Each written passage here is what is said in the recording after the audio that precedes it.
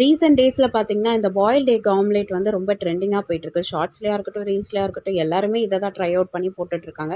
அந்த விஷயத்தில் நானும் விதிவிலக்கு அல்ல அப்படின்றதுக்கு ஏற்ற மாதிரி நானும் இதை ட்ரை அவுட் பண்ணிட்டேன். பை த வே இதோட ரெசிபி வந்து ரொம்ப சிம்பிளாக தான் இருந்தது. எக்கில் வந்து எத்தனையோ டிஃப்ரெண்ட் வெரைட்டி ஆஃப் டிஷ்ஷஸ் வந்து கண்டுபிடிச்சிருக்காங்க. பட் இந்த விஷயம் பார்க்குறதுக்கு மட்டும் இல்லை, செய்கிறதுக்குமே ரொம்ப டெம்ப்டிங்காக இன்ட்ரெஸ்டிங்காக இருந்தது. எக்கை வந்து ஒளிச்சு வைக்கிறோம், அதை மறைக்கிறதுக்கு வந்து திருப்பி எக்கையே கோட் பண்ணி ஒளிச்சு வைக்கிற மாதிரி தான் எனக்கு இந்த காம்பினேஷன் தோணுச்சு. பை த வே இந்த ரெசிபி வந்து ஹிட்டா ஃப்ளாப்பான்றது ட்ரெண்டிங்காக போயிட்டு இருக்கிறத பார்த்தாவே உங்களுக்கு தெரிஞ்சிருக்கும். அண்ட் இதோட அவுட்கம் வந்து கண்டிப்பாக மஸ்ட் ட்ரை ரெசிபி தான், நல்லா தான் இருந்தது. ஆனால் என்ன, எனக்கு நடுவில் இருக்க பாயில்ட் எக் பிடிக்காது. நான் சுற்றி இருக்க ஆம்லேட்டை தான் வந்து எலி சாப்பிட்ட மாதிரி சாப்பிட்டாகணும். என்ன மாதிரி உங்களுக்கு பாயில்ட் எக்னா பிடிக்காதுன்னா அப்படியே லைக் பண்ணுங்கள். பை த வே எக்கு நான் எந்த ஃபார்மேட்டில் கொடுத்தாலும் நான் சாப்பிடுவேன் அப்படின்னு சொன்னேன்னா காமெண்ட் பண்ணுங்கள்.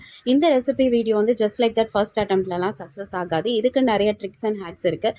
அதெல்லாம் தெரிஞ்சுக்கணுன்னா கீழே டேக் பண்ணியிருக்க லாங் வீடியோ இருக்குது, செக் அவுட் பண்ணி பாருங்கள். சப்ஸ்கிரைப் பண்ணுங்கள்.